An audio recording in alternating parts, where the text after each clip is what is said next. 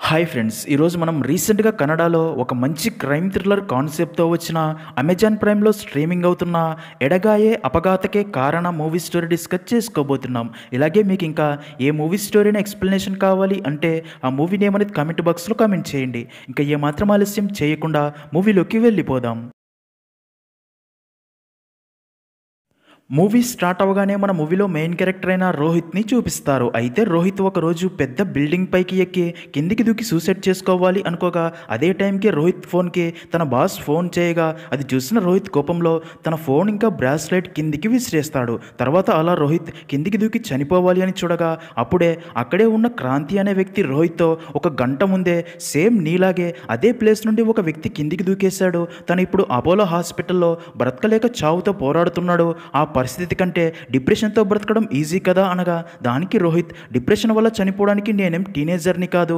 అయినా నా గురించి నీకేం తెలుసని మాట్లాడుతున్నావు అంటాడు. దానికి క్రాంతి మరి ఇలా చావటం వల్ల ఉపయోగం లేదు. చనిపోవడానికి ముందు అసలు నువ్వు దేనికోసం చనిపోవాలి అనుకుంటున్నావో రీజన్ తెలియాలి కదా. నాతో పాటు నా ఇంటికి రాని అక్కడ నుండి తనని తీసుకుని వెళ్ళి నువ్వు చనిపోవడానికి ముందు అసలు నువ్వు సూసైడ్ చేసుకొని చనిపోవాలి అనుకోవడానికి రీజన్ ఏంటి? నీ లైఫ్‌లో ఏం జరిగిందో నాకు చెప్పు. నీ స్టోరీ విన్న తర్వాత నువ్వు చేస్తుంది కరెక్టా కాదా చెప్తాను అనడంతో అది విన్న రోహిత్ తన స్టోరీ చెప్పడం స్టార్ట్ చేస్తాడు. ఇక్కడే స్టోరీ ఫ్లాష్ బ్యాక్లోకి వెళ్తుంది. సీన్ కట్ చేస్తే రోహిత్ పుట్టగానే తన ఫాదర్ కొంచెం కూడా హ్యాపీగా ఉండడు. ఎందుకంటే డెలివరీ తర్వాత డాక్టర్ వచ్చి రోహిత్ ఫాదర్తో డెలివరీ టైంలో బేబీ లెఫ్ట్ హ్యాండ్ స్ట్రక్ అయ్యి డెలివరీలో ఇబ్బంది ఏర్పడడం వల్ల మీ భార్య టెన్షన్ పడి హై బీపీ వల్ల చనిపోయింది, బేబీని కాపాడాం కానీ తల్లి చనిపోయిందని చెప్తాడు. కాబట్టి అలా రోహిత్ లెఫ్ట్ హ్యాండ్ వల్ల తను పుట్టగానే తన అమ్మ చనిపోతుంది. ఇంకా రోహిత్ కూడా ఒక లెఫ్ట్ హ్యాండర్ అవ్వడం వల్ల జీవితం మొత్తం ప్రాబ్లమ్స్ ఫేస్ చేస్తూనే ఉంటాడు. స్కూల్ టైంలో కూడా తను లెఫ్ట్ హ్యాండర్ అవ్వటం వల్ల చాలా ఇబ్బందులు పడుతూ ఉంటాడు. ఇంకా మొత్తానికి అలా రోహిత్ బాగా చదువుకొని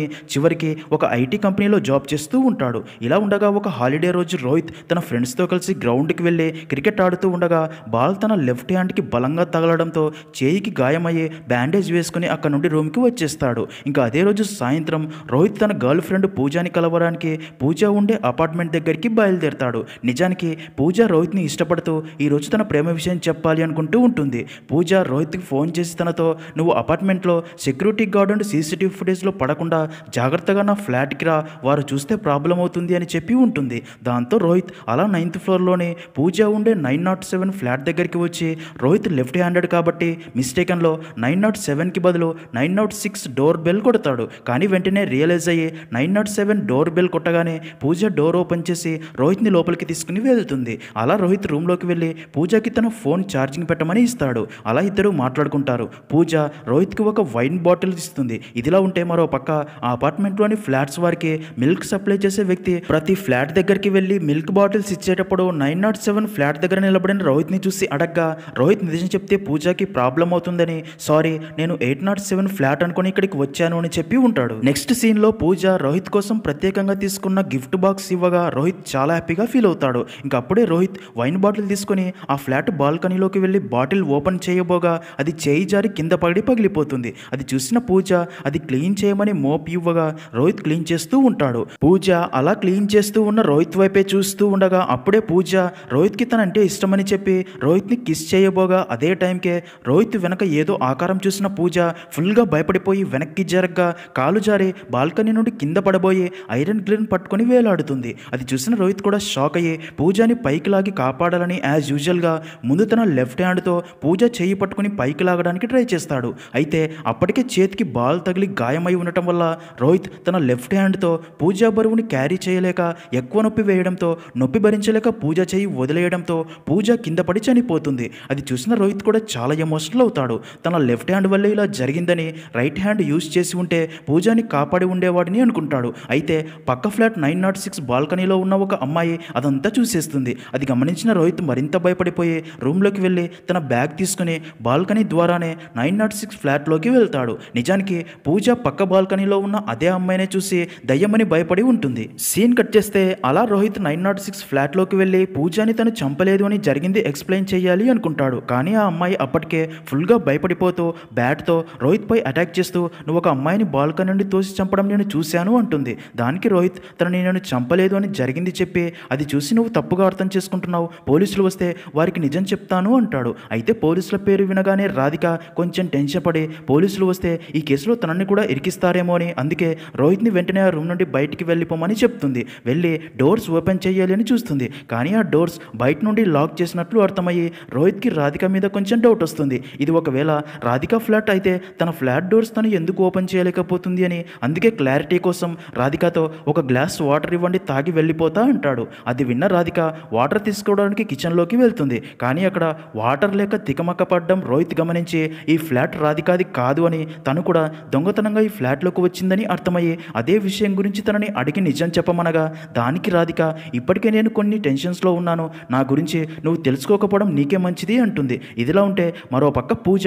9th ఫ్లోర్లోని తన ఫ్లాట్ నుండి కింద పడింది అని పోలీసులకి తెలియడంతో పోలీసులు వెంటనే అపార్ట్మెంట్ దగ్గరికి చేరుకుంటారు. ఇన్స్పెక్టర్ జై ఈ కేసు గురించి తెలిసి తన ఫ్యామిలీ ఫంక్షన్ నుండి మధ్యలోనే వచ్చేసి ఉంటాడు. అందుకే త్వరగా కేసు డీటెయిల్స్ తెలుసుకుని మళ్ళీ ఫంక్షన్కి వెళ్ళిపోవాలి అనుకుంటాడు. మరో పక్క పోలీస్ జీప్ సైరన్ సౌండ్ విన్న రోహిత్ పైనుండి పోలీసులను చూసి పోలీసులకి అసలు నిజం చెప్పాలని ఫిక్స్ అయ్యి రూమ్ నుండి బయటికి వెళ్ళాలి అనుకుంటాడు. కానీ ధైర్యం సరిపోక మళ్ళీ ఫ్లాట్లోకి వచ్చేస్తాడు. మరో పక్క ఇన్స్పెక్టర్ జై అక్కడి సెక్యూరిటీ గార్డ్ అండ్ మిల్క్ మ్యాన్లని అడిగి డీటెయిల్స్ తెలుసుకోగా అక్కడి వారందరూ కూడా పూజ సూసైడ్ చేసుకుందేమో అనుకుంటూ ఉంటారు. కానీ ఇన్స్పెక్టర్ జైకి మాత్రం పూజ ఇన్సిడెంట్లో డౌట్గా ఉంటుంది. నెక్స్ట్ సీన్లో రోహిత్ రాధికతో నేను పోలీసులు వెళ్ళిపోయేదాకా ఇక్కడే ఉంటాను, నా గురించి ఎవరికి చెప్పకు అనగా దానికి రాధిక కూడా ఓకే అని చెప్తుంది.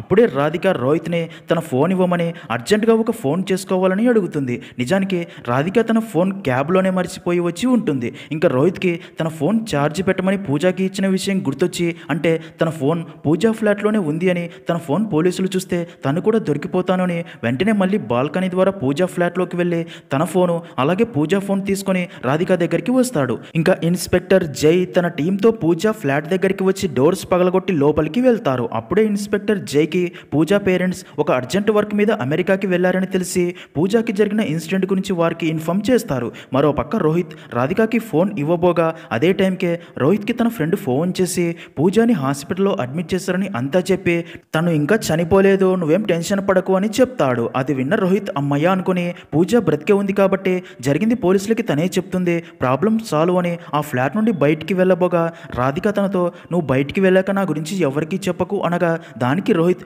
ఎందుకు చెప్పకూడదు, అసలు నిన్ను చూసే పూజ భయపడే ఇదంతా జరిగి నేను ఈ సిచ్యుయేషన్లో ఉన్నా అంటాడు. అదే టైంకే రోహిత్కి మళ్ళీ తన ఫ్రెండ్ ఫోన్ చేసి పూజ కోలుకోలేక ఇప్పుడే చనిపోయింది అని చెప్పడంతో అది విన్న రోహిత్ షాక్ అయ్యి రాధికతో నిన్ను ఈ సిచ్యుయేషన్లో వదిలి ఎక్కడికి వెళ్తాను అంటాడు, ఎందుకంటే ఈ కేసులో తను కూడా ఇరుక్కుంటాను అని. అప్పుడే రోహిత్కి తన ఫాదర్ వీడియో కాల్ చేయగా రోహిత్ పక్క రూమ్లోకి వెళ్ళి మాట్లాడుతూ అక్కడే రోహిత్ ఒక ఫోటో చూసి షాక్ అవుతాడు. ఎందుకంటే ఆ ఫోటోలో ఆ ఫ్లాట్ ఓనర్తో పాటు రాధిక కూడా ఉంటుంది. అంటే ఈ ఫ్లాట్ రాధికాదే అని అర్థమయ్యే మరి ఈ ఫ్లాట్ తనది కానట్లు ఎందుకు బిహేవ్ చేస్తుందో అర్థం కాక రాధికకి అదే ఫోటో చూపించి అదే విషయం గురించి అడగ్గా దానికి రాధిక అది ఒక పెద్ద స్టోరీ, తర్వాత నిదానంగా నీకు చెప్తానులే అంటుంది. మరో పక్క ఇన్స్పెక్టర్ సెక్యూరిటీ గార్డ్ అండ్ పాల వ్యక్తిని క్వశ్చన్స్ అడుగుతూనే ఉంటాడు. అదే టైంకే రాధిక ఉన్న ఫ్లాట్ ఓనర్ ప్రణీత్ ఆఫీస్ నుండి తన ఫ్లాట్కు వచ్చి లోపలికి వెళ్తాడు. దాంతో అది గమనించిన రోహిత్ అండ్ రాధిక తనకి కనబడకుండా దాక్కుంటారు. అప్పుడే ప్రణీత్ సమీక్ష అని పిలుస్తూ ఫ్లాట్ మొత్తం తిరిగి చూస్తాడు.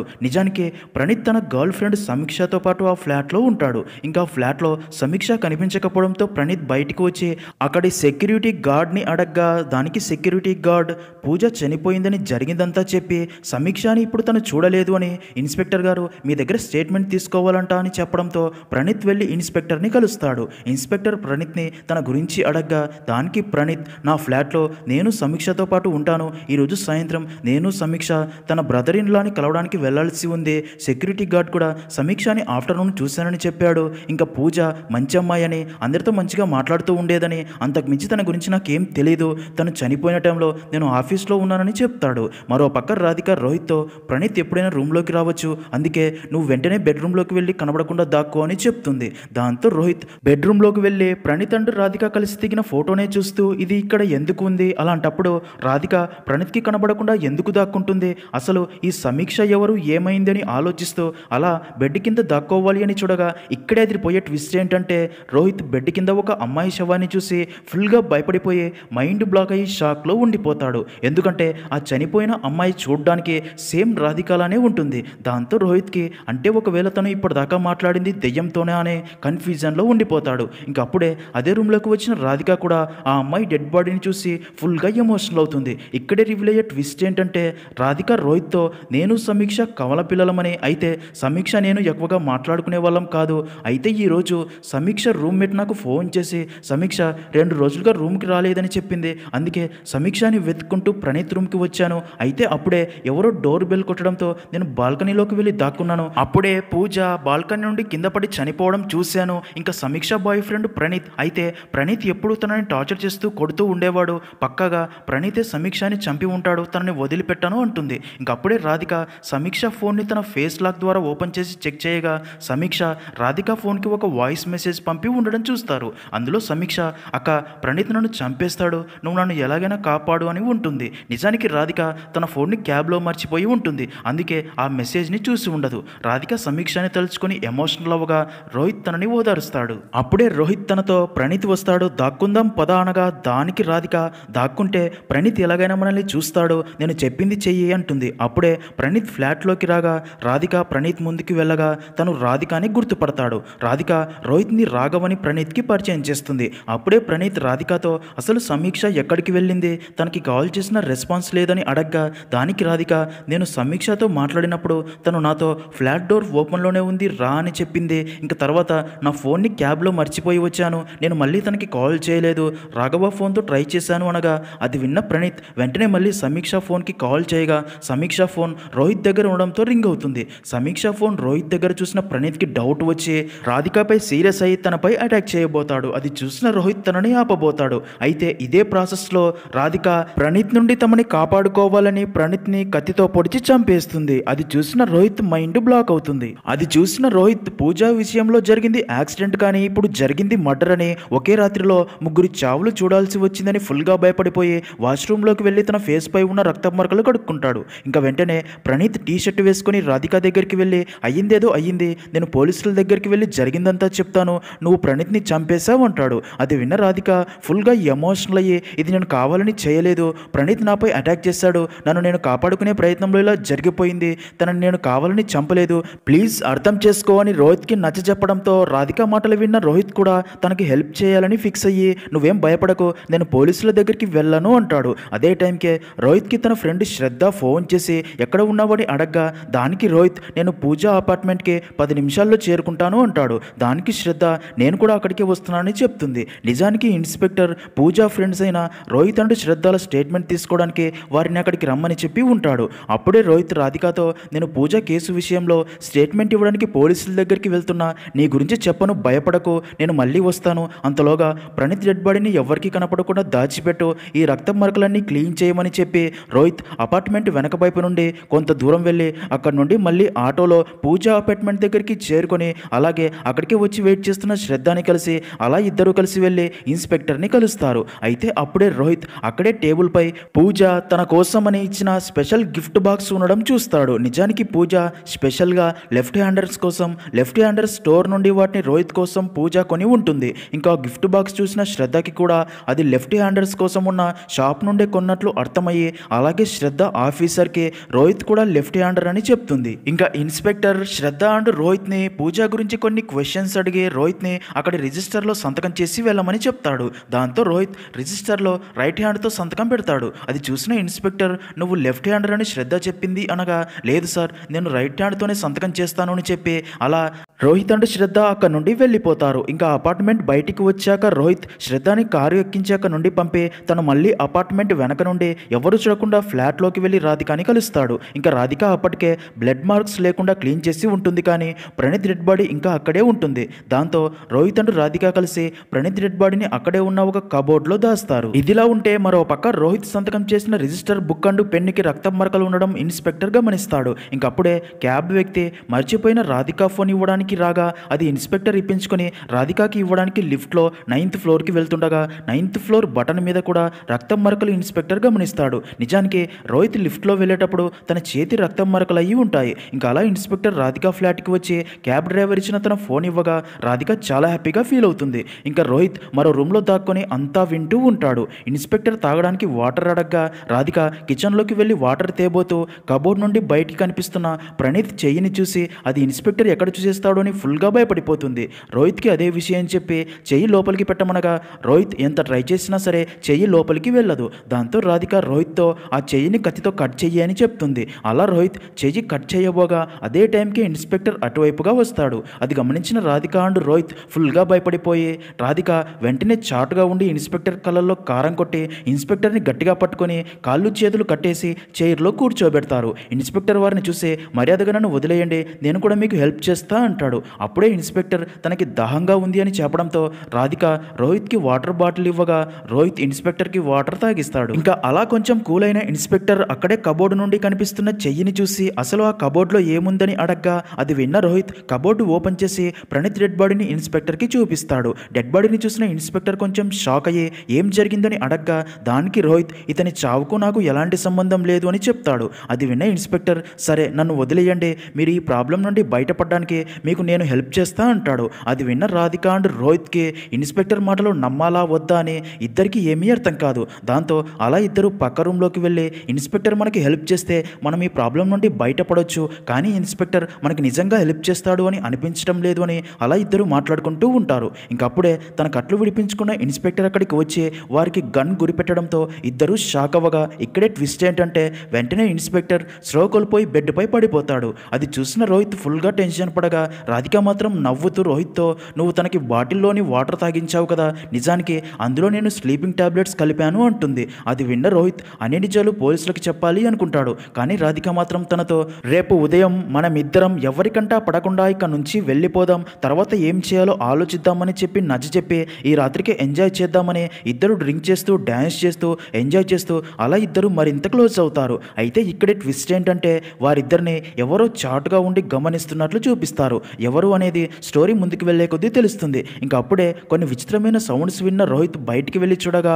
మెయిన్ డోర్ ఓపెన్ చేసి ఉంటుంది. అక్కడే తనకి ఒక బ్రాస్లెట్ కూడా కనిపిస్తుంది. దాన్ని తీసుకున్న రోహిత్ మందుమత్తులో ఏం పట్టించుకోకుండా డోర్స్ క్లోజ్ చేసి వెళ్ళి పడుకుంటాడు. సీన్ కట్ చేస్తే మరుసటి రోజు ఉదయం ఇన్స్పెక్టర్కి స్లో వచ్చి రాధిక అండ్ రోహిత్ని అరెస్ట్ చేయగా రోహిత్ ఇన్స్పెక్టర్తో ప్లీజ్ సార్ ఈ హత్య చేసింది నేను కాదు, తను ఒక సైకో, తనని అరెస్ట్ చేయండి, నన్ను వదిలేయండి అని రిక్వెస్ట్ చేస్తాడు. ఇంకా తనని సైకో అనడంతో రాధికకి కోపం వచ్చి అదే కత్తితో రోహిత్ కడుపులో పొడుస్తుంది. దాంతో రోహిత్ భయపడి గట్టిగా అరిచి నిద్రలేస్తాడు. నిజానికి రోహిత్ ఇదంతా కలకని ఉంటాడు. ఇంకా ఉదయం అవడంతో రాధిక అండ్ రోహిత్ అక్కడి నుంచి వెళ్ళబోగా ఫ్లాట్ బయటికి వచ్చాక రాధిక తన ఫోన్ని ఫ్లాట్లోనే మర్చిపోయాను అని తీసుకోవడానికి మళ్ళీ ఫ్లాట్లోకి వెళ్తుంది. ఇంకప్పటికే ఇన్స్పెక్టర్కి స్లో వచ్చి ఉంటుంది. దాంతో ఇన్స్పెక్టర్ రాధికని పట్టుకోవాలి అని చూడగా రాధిక ఇన్స్పెక్టర్ని కూడా బాల్కనీ నుండి కిందికి తోయడంతో తను కూడా కింద పని చనిపోతాడు. ఇంకా తర్వాత రాధిక అండ్ రోహిత్ అక్కడి నుంచి ఆటోలో వెళ్తూ ఉండగా రాధిక తన గురించి అన్ని నిజాలు రోహిత్కి చెప్పడం స్టార్ట్ చేస్తుంది. ఎందుకంటే రాధిక రోహిత్ని ఇష్టపడుతూ ఉంటుంది కాబట్టి. నిజానికి రాధిక తన సిస్టర్ సమీక్ష మీద కోపంతో తనని కలవడానికి ఫ్లాట్కి వస్తుంది. ఎందుకంటే తన భర్త రాఘవ సమీక్ష అండ్ ప్రణీత్ ఫ్లాట్లో ఉన్నారు అనుకుని ఉంటుంది. నిజానికి రాధికకి రాఘవతో పెళ్ళై ఉంటుంది. అందుకే ప్రణీత్కి రోహిత్ని రాఘవ అని పరిచయం చేస్తుంది. అసలు రాధిక రాఘవాని ఎందుకు పెళ్లి చేసుకుని ఉంటుంది అంటే సమీక్ష రాఘవాని ప్రేమిస్తూ ఉంటుంది. అందుకే సమీక్ష మీద ప్రతీకారం తీర్చుకోవాలి అనే రాఘవాని పెళ్లి చేసుకుని ఉంటుంది. తర్వాత రాఘవాని తన పేరెంట్స్ నుండి వేరు చేసి సపరేట్గా కాపురం ఉంటారు. అయితే ఇక్కడే ట్విస్ట్ ఏంటంటే రాధిక రాఘవాని పెళ్లి చేసుకున్న తర్వాత కూడా తనకి నచ్చిన వారితో అఫేర్లో ఉంటుంది. ఈ విషయం కాస్త సమీక్షకి తెలిసి రాఘవకి కూడా చెప్తుంది. దాంతో రాఘవ రాధికతో గొడవ పడతాడు. ఇంకా సమీక్ష అనే రాఘవకి చెప్పిందని రాధికకి తెలిసి కోపంతో ఈరోజు సమీక్ష ఫ్లాట్కి వస్తుంది. అలా రాధిక సమీక్ష మీద సీరియస్ అయి గొడవపడి ప్రణీత్ ఫ్లాట్లోని వస్తువులన్నీ పగలగొడుతుంది. రాధిక బిహేవియర్ చూసిన సమీక్ష తనని గొడవ చేయకుండా అక్కడ నుండి వెళ్ళిపోమని నువ్వు ఒక సైకోపాత్వి అనడంతో అది విన్న రాధికకి చాలా కోపం వచ్చి అక్కడే ఉన్న కత్తి తీసుకుని సమీక్ష కడుపులో 2 సార్లు పొడుస్తుంది. ఇక్కడే మనకి అసలు రాధికకి సమీక్ష అంటే అంత ఈర్ష ద్వేషం కోపం ఎందుకో చూపిస్తారు. నిజానికి రాధిక అండ్ సమీక్ష పేరెంట్స్కి ఇద్దరిలో ఎక్కువ సమీక్ష అంటేనే ప్రేమ ఎక్కువగా ఉంటుంది. రాధికని ఇష్టపడేవారే కాదు. ఇద్దరు కవల పిల్లలు అయినా సరే సమీక్ష అంటేనే ఎక్కువ ప్రేమ ఎందుకు చూపేవారంటే ఇద్దరిలో ఒక తేడా ఉంటుంది. అదేంటంటే సమీక్ష right hander, Radhika left hander. ఇంకా రాధిక పేరెంట్స్ తను కూడా రైట్ హ్యాండరే కావాలని చిన్నతనంలో తన లెఫ్ట్ హ్యాండ్ని తాడుతో కట్టేసేవారు, అప్పుడైనా తను రైట్ హ్యాండర్ అవుతుంది అని. కానీ అలా చేయడం వల్ల రాధిక మైండ్ కన్ఫ్యూజ్ అయ్యి విపరీతమైన కోపం వచ్చేది. ఇదే సైడ్ ఎఫెక్ట్గా మారి రాధికకి కోపం వస్తే తన మైండ్ తన కంట్రోల్లో లేకుండా పోయి తను ఏం చేస్తుందో తనకే తెలియదు. ఇదే కారణం వల్లనే సమీక్ష అంటే రాధికకి చిన్నప్పటి నుండి అస్సలు ఇష్టం ఉండదు. తనపై ఈర్ష్య ద్వేషం కోపం పెంచుకుని ఉంటుంది. ఇంకా ఇప్పుడు అదే కోపం వల్ల తనే తన సిస్టర్ సమీక్షని కత్తితో పొడుస్తుంది. కాసేపటికి కోపం తగ్గి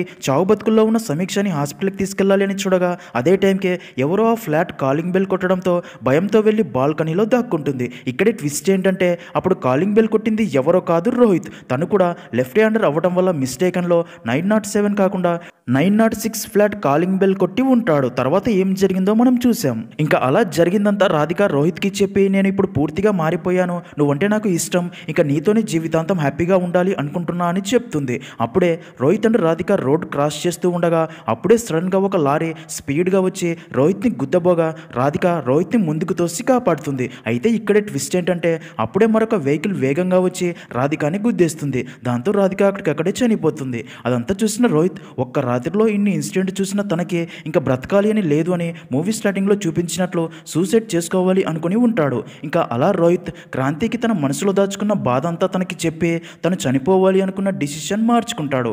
అప్పుడే క్రాంతి రోహిత్ని మరి రాధిక భర్త రాఘవ ఏమయ్యాడని అడగ్గా దానికి రోహిత్ ఎవరికి తెలుసు ఏమయ్యాడో అంటాడు. దానికి క్రాంతి అవునులే, తన భార్య మరొక వ్యక్తితో అఫేర్లో ఉంది అని, తను మర్డర్స్ కూడా చేస్తుంది అని తెలిసాక ఏ భర్త అయినా ఎవరికి చెప్పుకోగలడు, బాధతో చచ్చిపోయినా తప్పులేదులే అంటాడు. అలా క్రాంతి రోహిత్తో మాట్లాడుతూ తనను ఒక ఇంటి దగ్గరికి తీసుకుని వెళ్ళి నన్ను ఎలాంటి క్వశ్చన్స్ అడగకుండా నువ్వు ఇంట్లోకి వెళ్ళు, నీకు ఒక ముసలాయన ఏడుస్తూ కనిపిస్తాడు, తనతో నువ్వు తన కోపంలో తప్పుడు నిర్ణయం తీసుకున్నాడు అయినా కానీ తను ఎప్పుడూ మీతోనే ఉంటాడని ధైర్యం చెప్పు అంటాడు. అది విన్న రోహిత్కి తను అలా ఎందుకు చెప్తున్నాడో అర్థం కాదు. కానీ అలా ఇంట్లోకి వెళ్ళి అక్కడ ఉన్న ఒక ఫోటో చూసి రోహిత్ మైండ్ బ్లాక్ అయ్యి షాక్లో ఉండిపోతాడు. ఎందుకంటే అక్కడ రాధిక అండ్ తన భర్త ఫోటో ఉంటుంది. ఇప్పటిదాకా రోహిత్తో మాట్లాడింది ఎవరో కాదు, రాఘవ. నిజానికి రాఘవ సూసైడ్ చేసుకొని చనిపోయి ఉంటాడు. ఇప్పటిదాకా రోహిత్తో మాట్లాడింది రాఘవ ఆత్మ. రోహిత్ ఏడుస్తూ రాఘవ కోసం వెతుకుతాడు కానీ రాఘవ ఆత్మ అక్కడ కనిపించదు. దాంతో మళ్ళీ తను చనిపోవాలని చూసిన ఆ బిల్డింగ్ పైకి వెళ్ళగా అక్కడే రోహిత్కి తన ఫోన్ ఇంకా రాఘవ బ్రాస్లెట్ దొరుకుతాయి. ఇక్కడే అదిరిపోయే ట్విస్ట్ ఏంటంటే నిజానికి రాఘవ ప్రణీత్ అండ్ సమీక్షని కలవడానికి ఫ్లాట్కి రాగా ఆ ఫ్లాట్లో అప్పటికే రాధిక రోహిత్ని చూసి వారికి కనిపించకుండా దాక్కుని అక్కడ జరిగేదంతా చాటుగా ఉండి చూస్తాడు. అప్పుడే రాఘవకి తన భార్య రియల్ క్యారెక్టర్ ఏంటో అర్థమవుతుంది. తన భార్య ఇలా మరొకరితో అఫేర్లో ఉంటూ హత్యలు కూడా చేస్తుంది అని చాలా ఎమోషనల్ అయ్యి అక్కడి నుండి వచ్చేసి బిల్డింగ్ పై నుండి దూకి ఆత్మహత్య చేసుకుని ఉంటాడు. అలా హాస్పిటల్లో చావు బతుకుల్లో పోరాడుతున్న రాఘవ ఆత్మ అదే ప్లేస్ నుండి రోహిత్ కూడా సూసైడ్ చేసుకోవడం చూసి తన ప్రాణాలైనా కాపాడాలని తనని ఆపి తన ప్రాణాలు కాపాడడంతో పాటు చనిపోవడం కంటే డిప్రెషన్తో బ్రతకడం చాలా బెటర్ అని, మనం రైట్ హ్యాండర్స్ అయినా లెఫ్ట్ హ్యాండర్స్ అయినా సరే మనిషిలో ఏం తేడా ఉండదు, మన లైఫ్ మీద హోప్ ఉండి దానికోసం కృషి చేస్తే ఏదో ఒక రోజు నీ జీవితానికి ఒక మంచి ఆపర్చునిటీ దొరుకుతుంది. ప్రతి ఒక్కరి జీవితంలో చావు అనేది ఏదో ఒక రోజు తప్పకుండా వస్తుంది. కానీ చావు కోసం కాకుండా నీ జీవితంలో నువ్వు సంతోషంగా బ్రతికేందుకు ప్రయత్నించు అని నేర్పిస్తాడు. దాంతో రోహిత్ చనిపోయిన రాఘవ డెడ్ బాడీని చూసి చాలా ఎమోషనల్ అయ్యి తర్వాత రోహిత్ మళ్ళీ కొత్త లైఫ్ స్టార్ట్ చేయాలి అని అక్కడ నుండి బయలుదేరుతాడు. అలా అక్కడితో మూవీ అనేది ఎండ్ అవుతుంది.